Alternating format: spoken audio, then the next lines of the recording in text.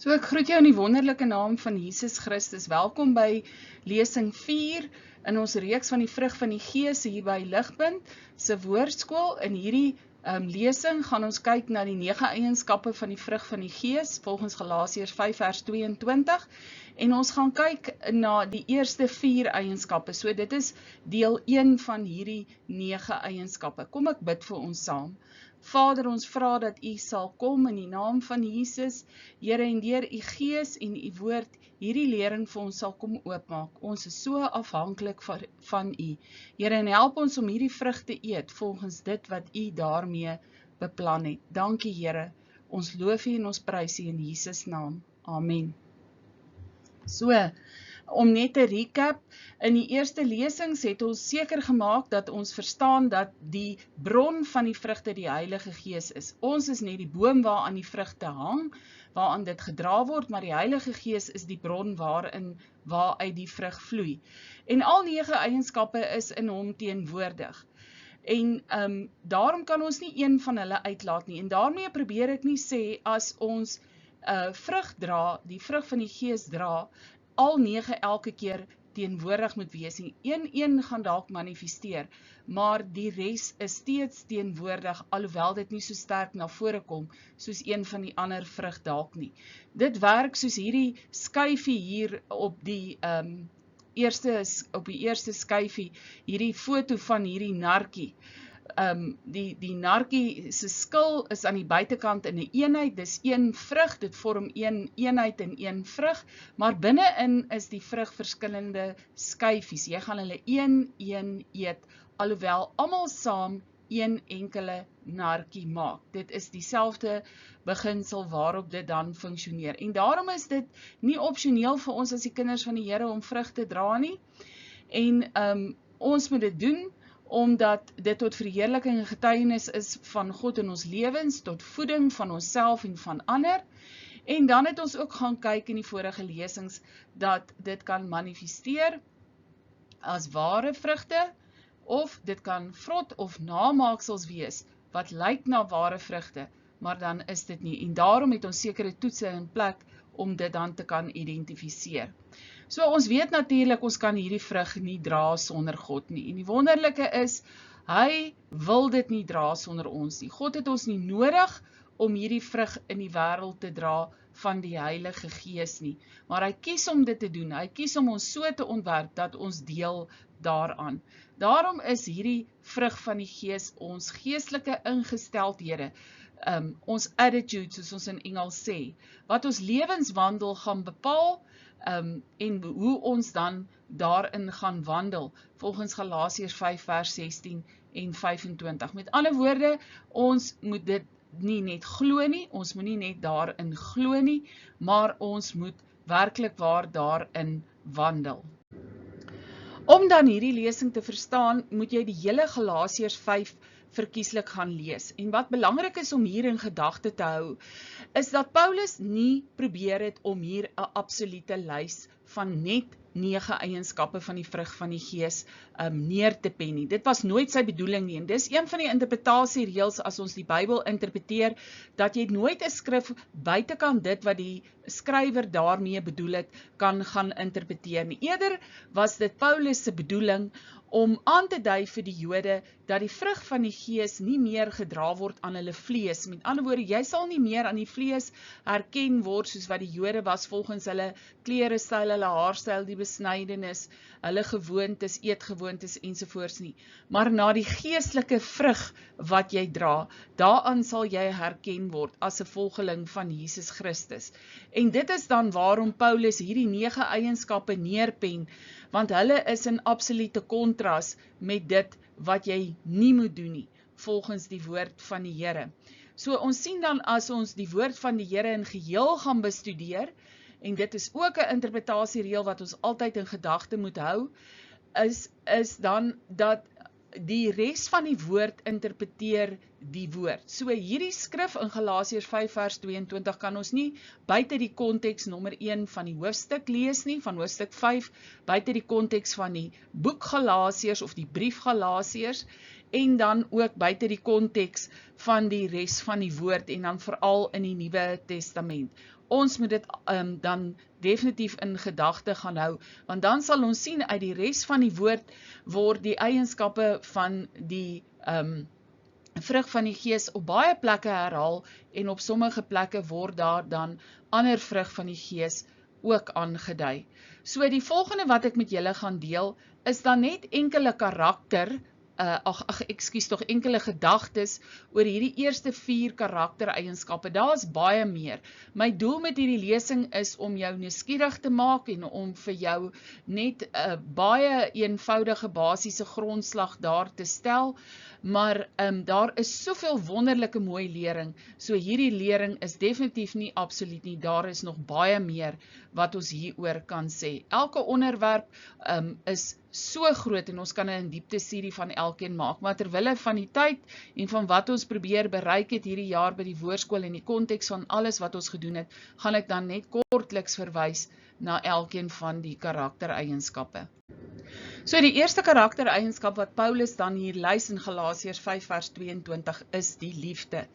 En net soos die 7 geeste van God voor sy troon, Openbaring 5 vers 7 wat in Jesaja, Openbaring 5 vers 6 wat in Jesaja 11 vers 2 gelys word, as 7 manifestasies van die Heilige Gees, sien ons hier funksioneer dit op dieselfde beginsel. Daardie 7 geeste van God voor die troon begin volgens die lys in Jesaja 11 vers 2 met die Gees van die Here.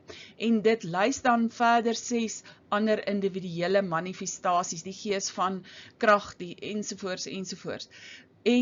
Maar die Gees van die Here is die omvattende Gees van hierdie 7 geeste van God voor die troon. En net so is die liefde die omvattende karaktereienskap van al hierdie ander eienskappe. Julle sal sien as jy dit gaan bestudeer, die skrifte daar rondom, dan vloei hierdie karaktereienskappe elke keer uit die liefde. Dis asof die liefde 'n band of 'n basis of 'n netwerk om dit skep van waaruit dit vloei. Ek herinner julle aan die prentjie van die narkie in die eerste skyfie in die inleiding. En die liefde voel vir my partykeer, dit funksioneer amper soos hierdie skil van die narkie. Die liefde is dit wat alles binnehou. Sonder die skil van die narkie sou ons nooit die skyfies binne-in kon eet nie. En dit is omtrent dieselfde hier by hierdie 9 karaktereienskappe. En daarom begin dit dan met die liefde. En waarom? Natuurlik 1 Johannes 4 vers 6 sê dan vir ons dat God is liefde. Dit is sy primêre karaktereienskap. Uit dit uitvloei alles wat die Here doen. God is almagtig en groot en hy het nie nodig gehad om die mens te skep nie. Hy het in sy alwetendheid geweet die mens gaan fouteer. Tog skep hy die mens, want hy wil met die mens in 'n liefdesverhouding wees. Daarom is hy 'n God van liefde. En ons sien dan dat hierdie liefde dien as 'n maatstaf of 'n toets, of al die vrugte wat ons dra, ware vrugte is. Want soos ek gesê het, die liefde vorm dan soos die basis. En is dit wanneer ons in situasies kom waar ons twyfel of hierdie dalk vrotvrug is, of dat dit bederfde vrug is, of dat dit vals vrugte is, gaan toets dit gerus aan die liefde. Want die woord van die Here sê, dit maak die ander karakter of die ander vrug van die Gees maak dit volmaak en dit vorm 'n band om hierdie om alles. Die liefde vorm 'n band om alles, soos Kolossense 3 vers 14 hier op die skerm sê, en Filippense 2 vers 2 sê dan vir ons, dat dit byvoorbeeld blydskap, ons gaan vandag ook kyk na blydskap, volkome maak, deurdat die liefde betrokke is. So daarom is die liefde die wegspringplek van hierdie 9 karaktereienskappe van die vrug van die Gees. Die vrug van die Gees vloei dus altyd uit die liefde uit. Die volgende wat baie belangrik is om te verstaan, is dat dit nie enige soort liefde is nie. die woord van, die Griekse woord wat die liefde aandui in Galasiërs 5 vers 22 is agape liefde. Met ander woorde, agape liefde is goddelike liefde. Dit is vir my so mooi dat die King James Version, die Engels noem dit charity. En dit beteken, charity beteken om iets te kry uit barmhartigheid of genade wat jy nie verdien het nie. So dis hierdie goddelike liefde wat aan ons gegee word wat ons nie verdien het nie. Ons weet mos, daar is 2 ander soorte liefde in die Bybel ook wat die Grieks ander vertalings voorgee, en ons Afrikaanse Bybel praat net dwarsdeur van die liefde. Die ander een is eros liefde, dis die romantiese liefde, en dan die philia liefde, dit is broederliefde. En let wel, hier in Galasiërs 5 vers 22 verwys die woord na agape liefde, met ander woorde goddelike liefde. En dit is waarom so baie mense sukkel met die vrug van die liefde, om die vrug van die liefde te dra, want ons kyk na dit net deur die bril van broederliefde. Ons sien dit net as ons moet broederliefde bewys aan mense, en anders dra ons nie die vrug van die liefde nie. Maar die waarheid is, hierdie vrug van die liefde begin by die liefde tussen jou en God, en dit kan natuurlik nie gebeur as jy nie wedergebore is nie en met God in 'n liefdesverhouding is nie. As dit in plek is en jy het die Here met jou hele hart lief, dan vloei broederliefde, philia liefde, vloei dan uit agape liefde uit, maar nie andersom nie. En dieselfde so ook, hierdie eros liefde, hierdie romantiese liefde wat jy vir jou lewensmaat het, dit sal dan vloei uit agape liefde uit. Daarom is hierdie agape liefde ook die fondasie van die liefde. En dit is waarom die woord van die Here dan kom, en dit is die een opdrag wat die Here vir ons gee, nadat Jesus die wet in vervulling gebring het, dat ons God met ons hele hart sal lief hê, en daarna ons naaste soos onsself, né? Dit is wat die Here van ons verwag, né? En dan sal die res uit dit uitvloei, Romeine 13 vers 10, die liefde doen dan die naaste geen kwaad nie, omdat die liefde die vervulling is van die wet. Maar dan moet ons ook onthou, hierdie liefde is wederkerig. Dit is nie net liefde van God teenoor die mens nie, maar ook van die mens teenoor God, en dan spesifiek wedergebore kinders van die Here. Want wedergebore kinders van die Here groei na die beeld van God waarna hulle geskape is. En daarom word ons dan so sy weerkaatsing, en hierdie weerkaatsing vind uiting in die dra van die vrugte, en word die dra van die vrugte van die Gees, hierdie 9 eienskappe, word dit dan die weerkaatsing van God binne in ons. En dit is wat 1 Johannes 5 vers 3 vir ons sê, want dit is ons liefde tot God, dat ons sy gebooie bewaar, en dis nie swaar nie. En weet julle, ek het altyd gewonder, hoekom sê hierdie woord, dis nie swaar nie, want dit is vir ons toch soms moeilik, né? Om aan die woord gehoorsaam te wees in die fynere detail. Ek praat nou nie van groot morele uitdagings nie. Maar dit is nie swaar nie, omdat hierdie vrug van die Gees uit ons uit gaan vloei. Onbewus, soos wat ek in die eerste lesing verduidelik het, onbewus vanuit hierdie liefdesverhouding tussen jou en die Heilige Gees, gaan dit uit jou vloei, omdat jy lief is vir God, en daarom uit liefde vir hom wil jy sy gebooie bewaar, en daarom gaan jy hierdie vrug dra, en is dit hoe dit dan aan mekaar gesit is. En dwarsdeur hierdie reeks lê ek baie klem daarop dat die Heilige Gees is die bron van die vrug van die Gees. En daarom is die Heilige Gees ook die bron van liefde. God is die bron van liefde. En dit vind manifestasie en uitdrukking in die Heilige Gees binne in ons. En dit is waarom die opsomming van hierdie bron van die liefde, of die vrug van die liefde in 1 Korintiërs 13 vers 4 tot 7 gevind word. En hier sien ons, dit is agape liefde. En dit bly die fokus, hierdie agape liefde bly die fokus van God se karakter na die mensdom toe. En daarom is dit die hoogste prys vir ons om na te jaag. En die res van alles in ons lewe, alles in ons verhouding met die Here, sal dan daar uitvloei, as ons die liefde najaag. En daarom sê Romeine 5 vers 5 vir ons, die liefde van God is in ons harte uitgestort deur die Heilige Gees. Daarom is die Heilige Gees die bron hiervan. En Romeine 15 vers 30 beklemtoon dit dan ook. 1 Korintiërs 3 vers 2 sê dan ook vir ons van al hierdie gawes is die grootste hiervan die liefde. Ons ken daardie skrif so goed, veral vers 8 en vers 13 dan. Daarom kom 1 Korintiërs 14 vers 1 en dit sê vir ons baie duidelik dat ons moet die liefde najaag. Met ander woorde, jy kan nie passief sit, jy kan nie in jou verhouding met die Heilige Gees onaktief wees nie.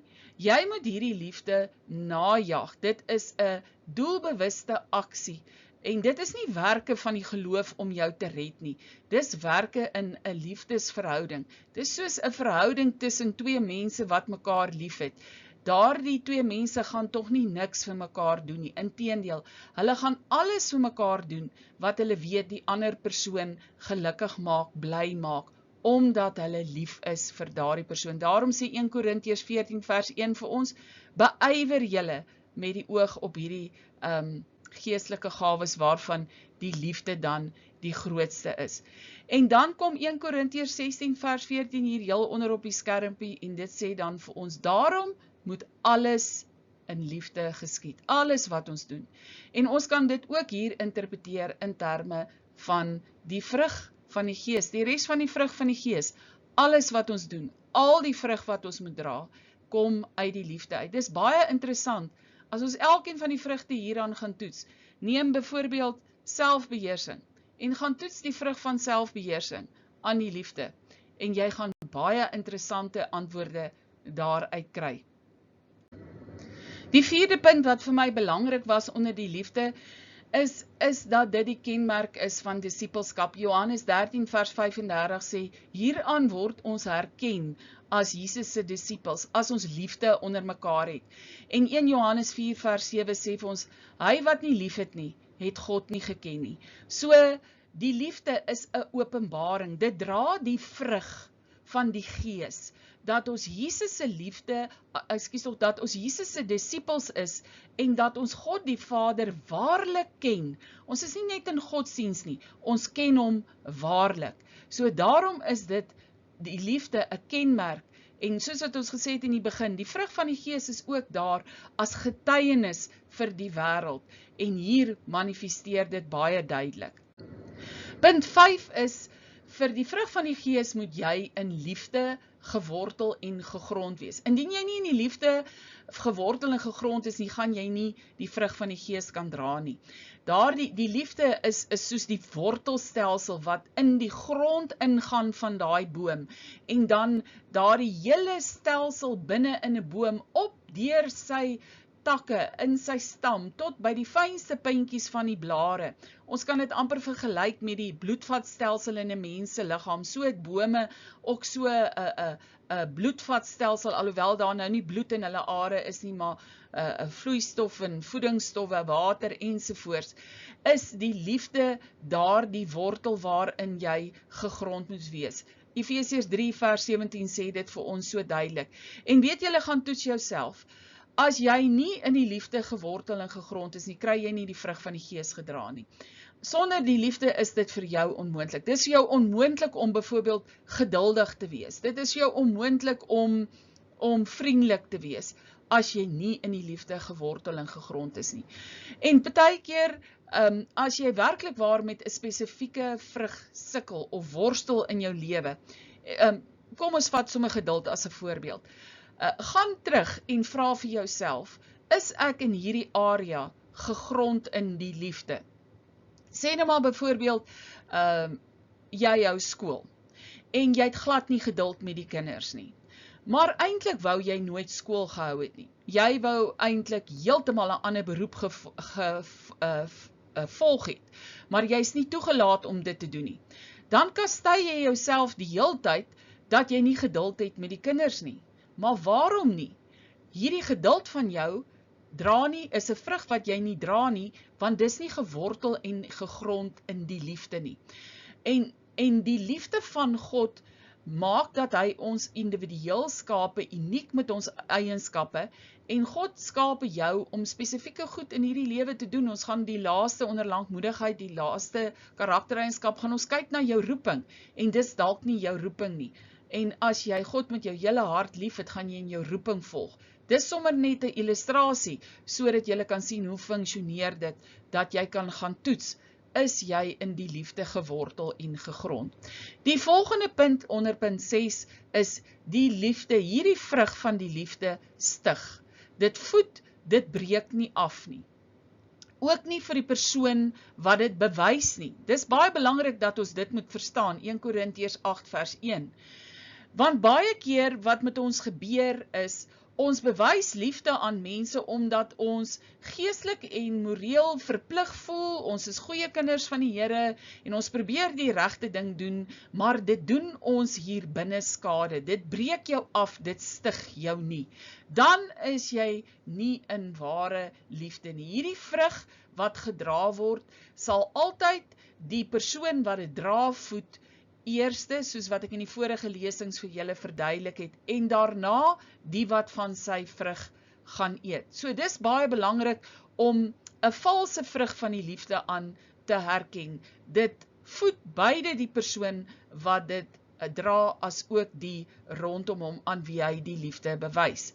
Dan punt 7, broederliefde sal dan volg as 'n uitvloeisel van God se karakter van die liefde in jou lewe. En soos wat ek reeds gesê het in die inleiding, nie andersom nie. Galasiërs 5 vers 14 sê vir ons, die hele wet word hier in een woord vervul. Jy moet jou naaste lief hê soos jouself, nadat dit dan verwys het na die liefde tot God die Vader.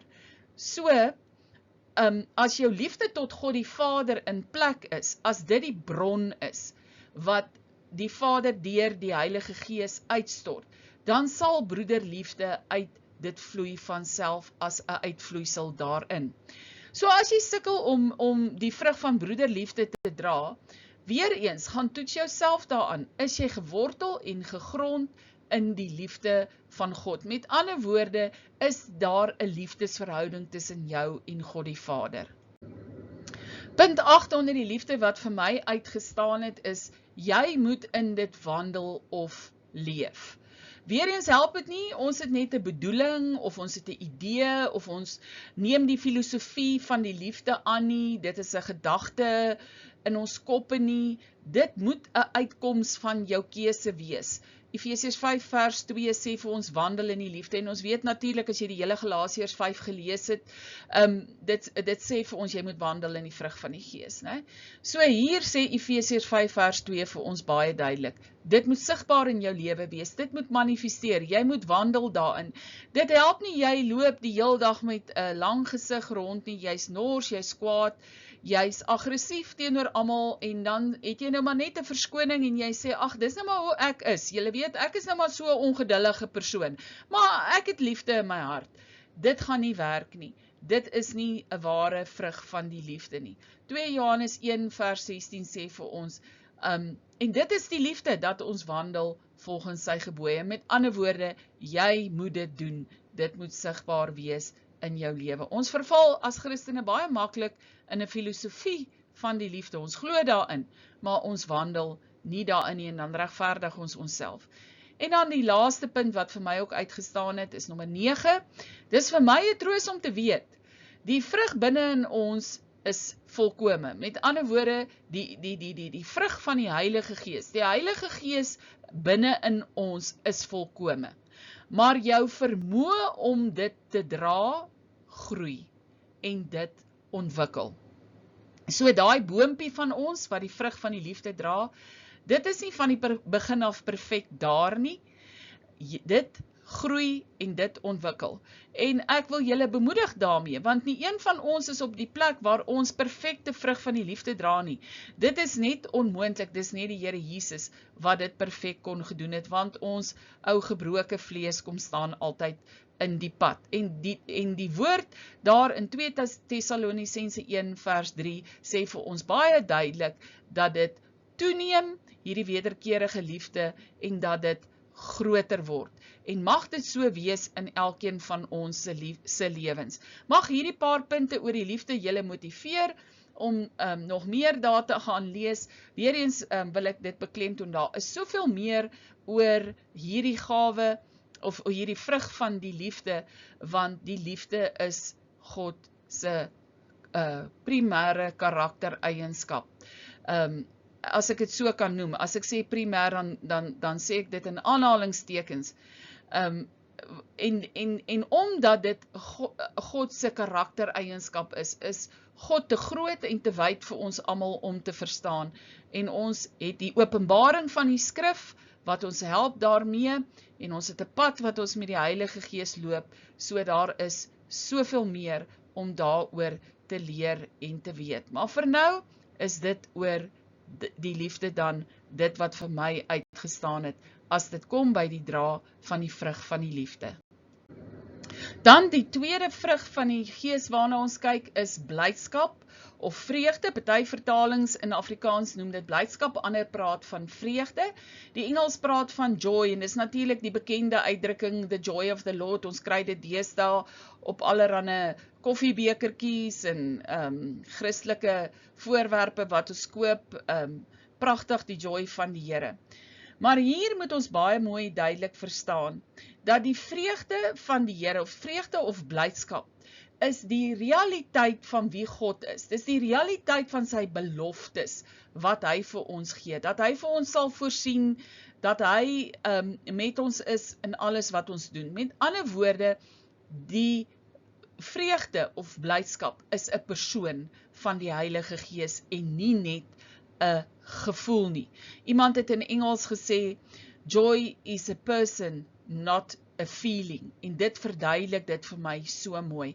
Want God is die bron daarvan, hè?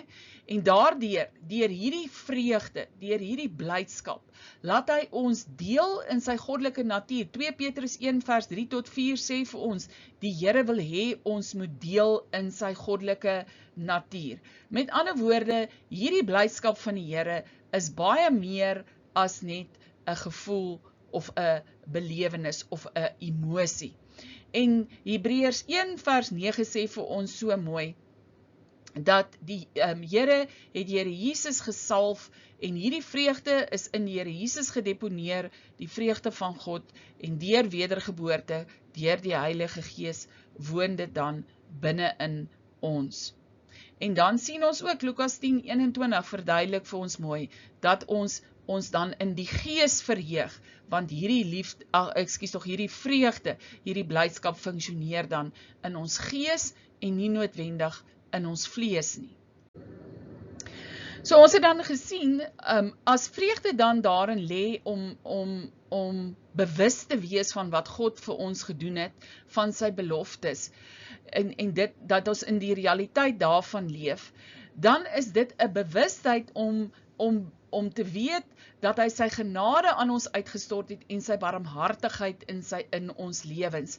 So daarom is genade en barmhartigheid soos 'n fondasie van vreugde.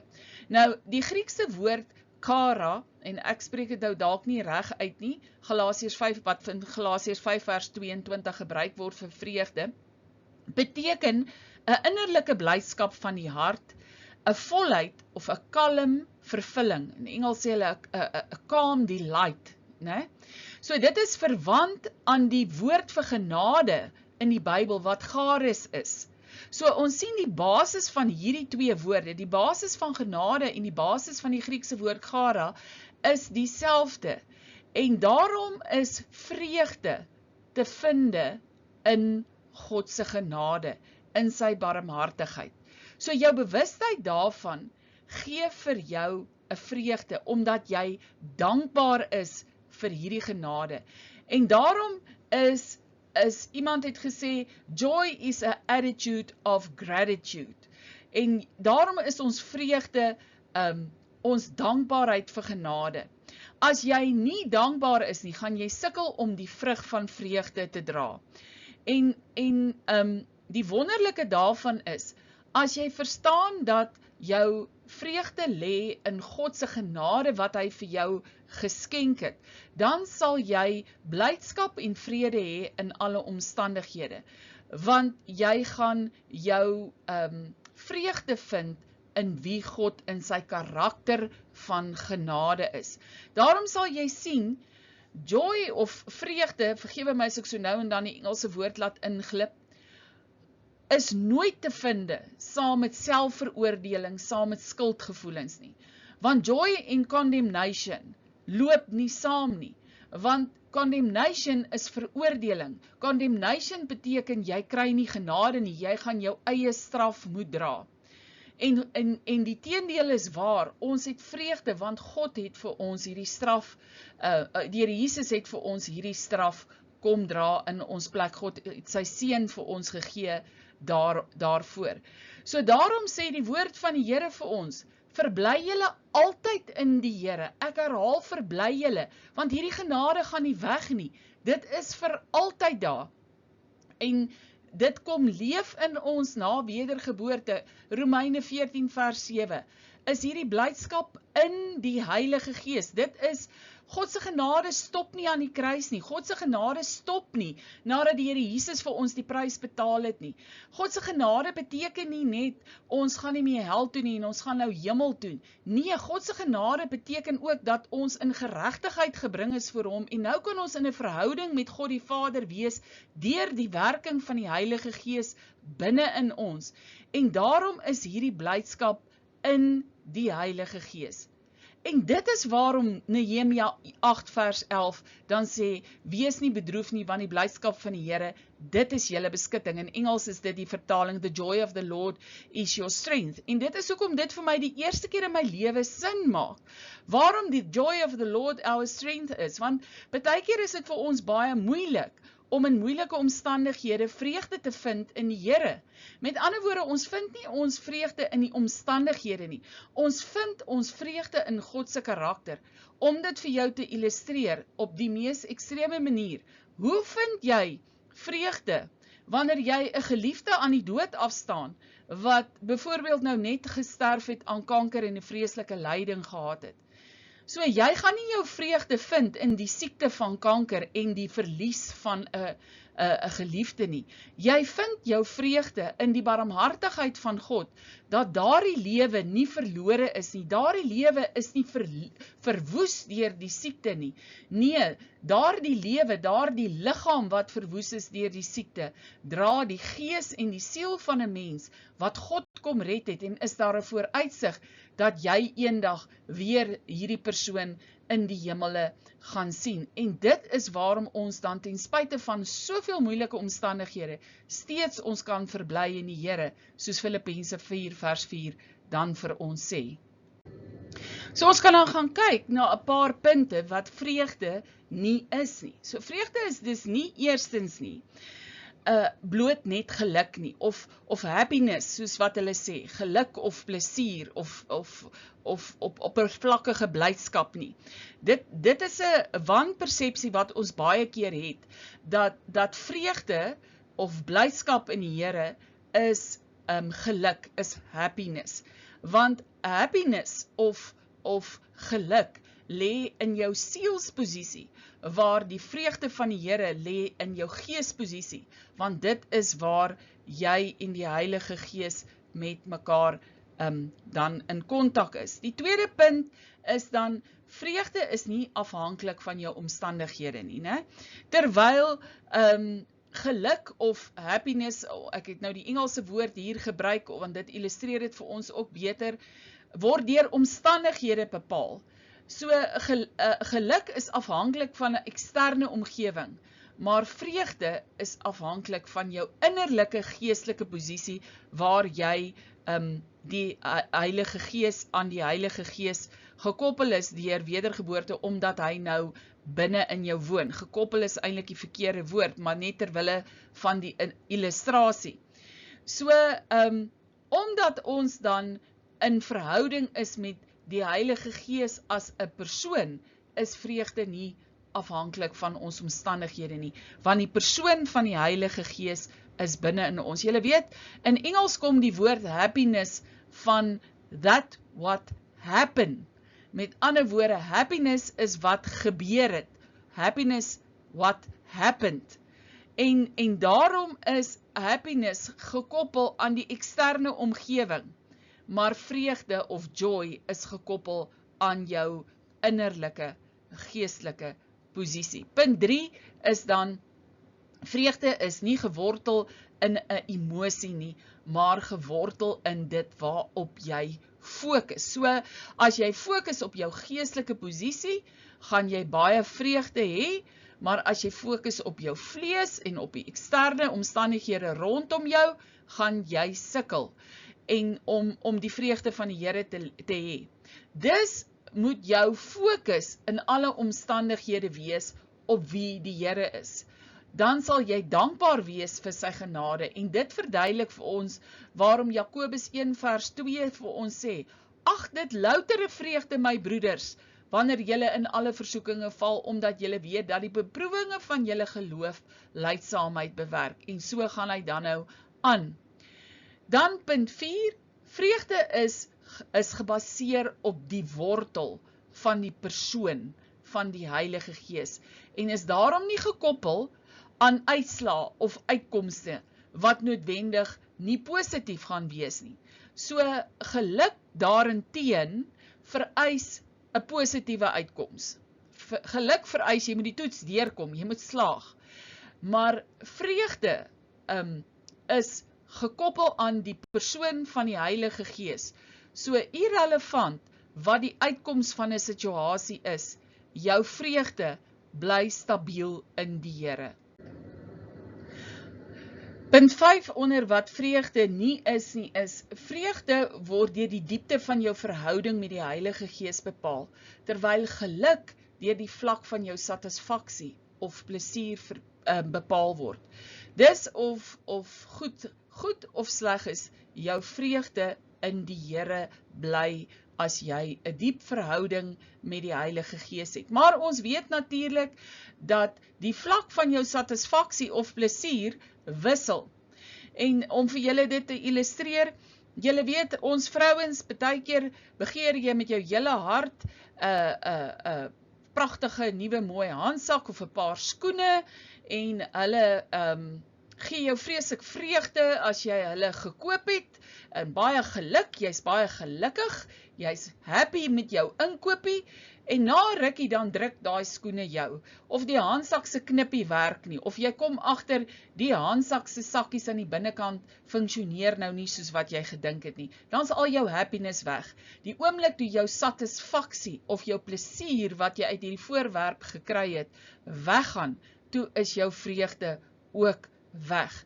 Daarom word vreugde bepaal deur die diepte van jou verhouding met die Heilige Gees, en nie deur die vlak van jou satisfaksie of plesier soos geluk nie. 1 Tessalonisense 1 vers 6 illustreer dit vir ons. Die volgende punt wat vir my ook uitgestaan het is punt 6, vreugde is nie kortstondig of veranderlik nie.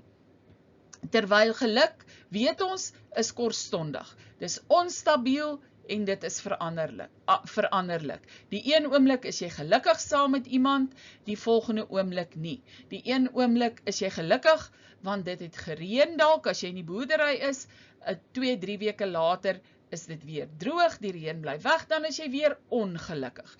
So, geluk is onstabiel, waar vreugde in die Here is stabiel en nie veranderlik nie, want dit is gekoppel in hom as 'n persoon. Julle kan 'n vergelyking gaan tref volgens daai skrifte daar op die skerm. Dan punt 7, geluk is tydelik, terwyl vreugde blywend is, want dit is gebou op die karakter van God en nie op jou omstandighede nie. Johannes 16 vers 22 sê dit dan vir ons so mooi. En dan laaste weet ons, vreugde word dus nie gevind in goed, fisiese goed, besittings of posisies nie. Dit spreek van self. So, wat is vreugde of blydskap dan? Jy sien, God seën die mens met blydskap, met die vermoë om pret te hê, om die lewe te geniet en te lag. Maar 'n vreugde vind nie net uitdrukking in lag en pret en plesier nie. Alhoewel dit 'n uitdrukking, lag is 'n uitdrukking of blydskap is 'n uitdrukking van vreugde, 2 Korintiërs 6 vers 10. En die Here seën ons daarmee, is lekker om te lag, né? Maar om te lag is nie die kern van vreugde nie. Die goed hoef nie noodwendig snaaks of grappig te wees nie. Want ons moet gedagte hou, vreugde is deel van God se ontwerp en dis voordelig vir ons. So ons kan nie redeneer, dis alright, vreugde kan maar afwesig wees nie. Dis nie wat ons met hierdie skrifte en verduidelikings probeer sê het nie. As ons geen vreugde het nie en ons is net die heeltyd gestres en ons is net die heeltyd negatief, dan weet ons, hierdie negatiewe emosies is sleg vir ons liggame, hierdie stres maak dat jy siek word. Die woord van die Here sê vir ons baie duidelik in daai skrifte in Spreuke en Jesaja, dat 'n bedroefde gees maak dat jou gebeente siek word. Wat ook belangrik is dat ons sal weet, dat blydskap in die Here is baie meer as net 'n emosionele belewenis van om bly te wees, of om pret te hê, né? Blydskap is, en kan ek myself net in die rede val, pret het 'n belangrike plek in ons lewe, en daarmee sê ek nie, die Here wil nie hê ons moet ooit pret hê nie. As dit jou plesier verskaf om 'n stokperdjie te hê wat vir jou baie pret verskaf, is dit goed om dit te doen, maar dit moenie 'n ontvlugting wees van die werklikheid van die lewe of die ernstige kant van die lewe. Met ander woorde, wat jy dit vermy om die realiteit in die oë te kyk nie. Of dit moet ook nou nie grense van fatsoenlikheid of onbehoorlike gedrag oorskry nie. Efesiërs 5 vers 3 tot 4 sê vir ons dit so duidelik, en Prediker 3 vers 1 tot 4 sê vir ons tog, daar is 'n tyd vir alles. So baie keer dink ons, daar moet pret wees, daar moet grappies wees, en dan raak dit onfatsoenlik. So, blydskap is nie net om te lag of grappies te maak nie. Sommige mense, julle weet, hulle lag aan die buitekant, maar hulle huil aan die binnekant, sê Spreuke 14 vers 13 vir ons. En dit is wat die woord van die Here vir ons hier verduidelik. So weer eens, as ons die Grieks gaan ontleed, dan sien ons daar is verskeie Griekse woorde vir blydskap of vir bly wees in die Bybel. En ek gaan hulle nou nie eers, hulle verskyn hier op die skerm, almal probeer uitspreek nie. Maar daar is 'n Griekse woord wat beteken jou goeie passie. Met ander woorde, dis iets wat jy geniet om te doen, en dis vir jou lekker om dit te doen. Dit is byvoorbeeld 'n stokperdjie, of dit is vir jou, sê nou maar, jy's 'n branderplankryer, en daai gevoel wat jy het op die branderplank is vir jou hierdie goeie passie. Dan die volgende Griekse woord, euphrosynei, dit beteken goeie gevoelens of genot. So dit is amper soos iets wat jou genot verskaf. Wat ek wil amper sê vir jou bevrediging gee op 'n gesonde manier, nie 'n ongesonde manier nie. Dis soos byvoorbeeld, ek is baie lief vir Sudoku speel, julle weet die blokkies met die syfers in, en dit verskaf my groot genot as ek daai puzzle opgelos kry, as ek daardie stukkies bymekaar kry. En dan is daar ook die Griekse woord vir bly wees of vir vreugde of genot, en dit is hedonei, en dit is sensuele genot. En natuurlik, sonder sensuele genot in huwelik is dit moeilik om 'n seksuele verhouding te hê, en God het dit dan ook daar in plek gesit. So ons moet dit in gedagte hou, dat ons 'n goeie en 'n gesonde perspektief hê uit 'n Bybelse oogpunt oor wat vreugde dan wel is. So onder punt 1, wat is vreugde dan? Wat vir my belangrik is vreugde en blydskap is daar vir almal en vir alles. Letterlik vir alles op hierdie aarde, vir die hele skepping, die hele aarde sal juig. So niemand is uitgesluit, of niks is uitgesluit aan die vreugde van die Here nie, want dit is gekoppel in sy karakter. So nie een van ons het 'n verskoning om te sê, dit is nie vir ons nie. Baie keer sal ons sien, iemand het dalk uitdagende omstandighede, hulle dalk 'n gestremdheid en hulle voel daarom dat hulle nie vreugde kan hê nie. Of hulle bly dalk op 'n plekkie wat nie wonderlik of baie mooi is nie. En dis nie 'n verskoning om nie vreugde te kan hê nie. Vreugde is daar vir almal en in alles. Die tweede punt is, vreugde en blydskap is vir alle tye en alle omstandighede. En let wel, in tye van 'n hartseer het ons nie vreugde in dit wat ons hartseer maak, soos byvoorbeeld die dood nie, maar in die redding en die hoop dat al het daardie persoon gesterf, lewe hulle gees en hulle siel vir ewig, en is daar 'n vooruitsig dat die Here Jesus eendag ons liggame ook gaan kom opwek. So, vreugde en blydskap bly daarom vas en stabiel in die Here. En Filippense 3 vers 1 sê vir ons dan, verbly julle in die Here broers, want dit gee aan julle sekerheid. En Habakuk 3 vers 17 tot 19 is natuurlik daai baie bekende skrif, en ons sing dit baie keer ook, dat al sou die vye bloem nie bot nie, met ander woorde, al is dit nie goeie omstandighede nie, sou jy jou nog steeds verbly in die Here. En die res van die woord in die Nuwe Testament, Matteus 5 vers 11 en Johannes 16 vers 22, bevestig dit dan en sluit dan hierby aan. So vreugde en blydskap is daar in alle tye en in alle omstandighede, binne natuurlik die konteks waarvan ek dit dan nou verduidelik het. Punt 3 onder wat vreugde is vreugde en blydskap is vir elke dag. Dis nie net vir goeie dae nie, dit is ook vir dae wat dalk minder goed is. Daarom sê Psalm 118 vers 24 vir ons, verbly julle in die Here, want, dit is die dag wat die Here gemaak het, laat ons juig en bly wees daaroor. En weet julle, ons as kinders van die Here is baie keer so geneig, of dit is 'n verkeerde ding wat ek doen, as die dag so 'n bietjie de mekaar begin het, en alles is onderste bo en agterste voorom, dan wil ek sommer begin om te sê, ag, hierdie is nie 'n goeie dag nie. En nou gaan die hele dag sleg wees. Maar as jy so 'n uitkyk het, of so 'n gesindheid, gaan jy nie die vrug van vreugde dra nie, en jy gaan ook nie die vrug van vreugde in hierdie dag eet nie.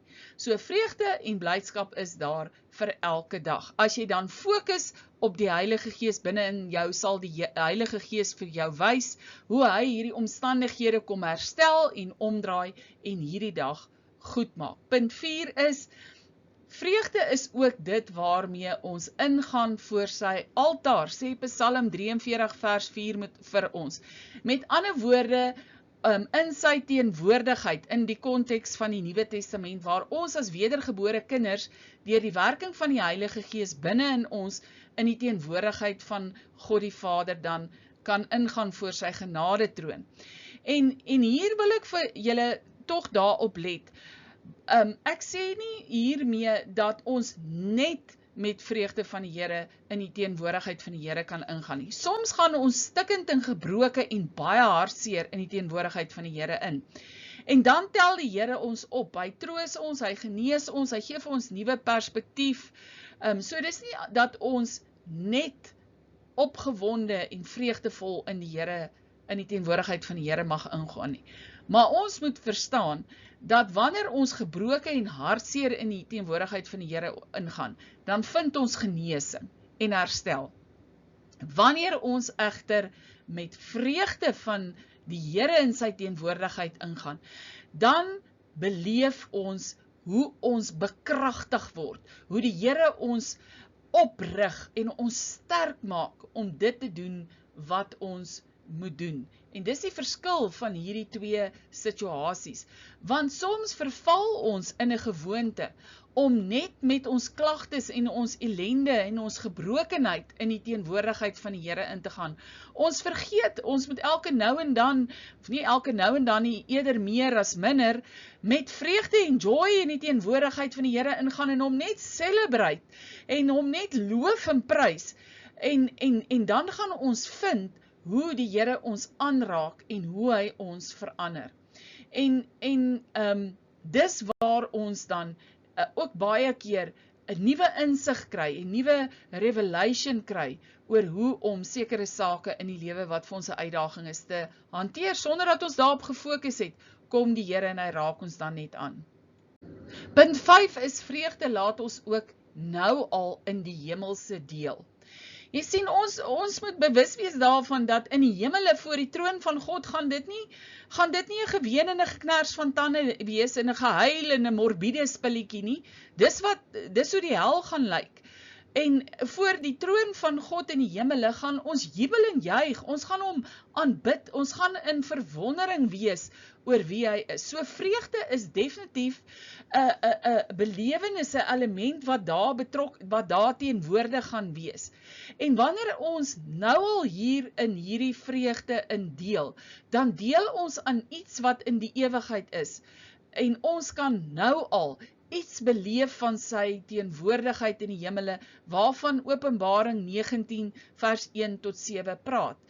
Die res van die skrif in die Bybel, Psalm 16 vers 11, Lukas 15:10, Jesaja 51 vers 11, verduidelik dit vir ons so baie mooi. So, vreugde van die Here sit ons op 'n plek waar ons nou al in die hemelse kan deel, en ons kan eintlik vir so 'n oomblik van dit wat aards en negatief is ontsnap. Julle weet, baie keer dan voel dit vir ons, hier rondom ons is dit net aaklige, lelike goed.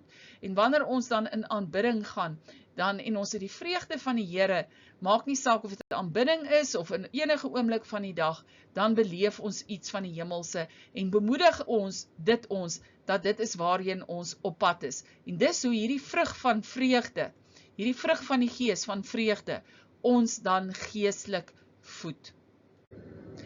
Punt 6 is dan, vreugde en blydskap is nie net 'n hartsgesindheid nie. Dit is iets wat sigbaar is. Dis 'n vrug wat moet manifesteer. Dit moet gesien en gehoor word. Sefanja 3 vers 14 sê vir ons moet jubel en juig ter ganser harte. Met ander woorde, mense moet jou vreugde in die Here kan sien. Lukas 19 vers 37 is daai bekende skrif wat sê, as ons dit nie doen nie, sal die klippe dit uitroep. En Psalm 81 vers 2 is vir ons 'n getuienis van hierdie gejubel en gejuig. Met ander woorde, ons moet met blydskap, hierdie blydskap van ons moet sigbaar wees. Dit help nie, jy loop met 'n lang gesig rond, en jy sê vir mense, jy is die vreugde van die Here binne in jou, maar jy praat en jy lyk so nie. Niemand gaan glo, jy het die vreugde van die Here binne in jou. Dit is iets wat moet sigbaar wees. Weet julle, 'n rukkie terug het ek so 'n bietjie afgevoel, en ek het op 'n plek gestap waar ek alleen was, niemand het my gesien en gehoor nie, en ek het sommer kliphard geskree met my hande bokant my kop, en ek het geskree, Here, ek loof en prys U, en ek het aangehou, en ek het die Here gedank vir sy goedheid en sy genade, en jy weet, attitude of gratitude, en ek het aangehou, en weet julle, na 'n rukkie was ek volkome verfris, ek was 'n ander mens, toe ek klaar is hiermee. So vreugde en blydskap is 'n hartsgesindheid wat ook sigbaar moet wees. Kan nie net in ons harte wees nie. Kan nie net soos liefde, net 'n filosofie in ons koppe wees nie. Dit moet sigbaar wees. En dan net soos al die ander skyfies van die vrug van die narkie wat ek gebruik het om te illustreer, is liefde die basis waaruit vreugde uitvloei. En liefde onderhou vreugde. Johannes 15 vers 10 sê dit vir ons so mooi. So sonder die liefde vir God, die liefdesverhouding tussen jou en God, hoe gaan jy besef dat God vir jou genade gehad het? Dat hy soveel genade het, nie net reddingsgenade nie, genade in elke liewe klein dingetjie in jou lewe. En dan punt 8, net soos die liefde groei die vrug van vreugde en blydskap. En Filippense 1 vers 25 sê vir ons, dit bevorder ons blydskap in die geloof.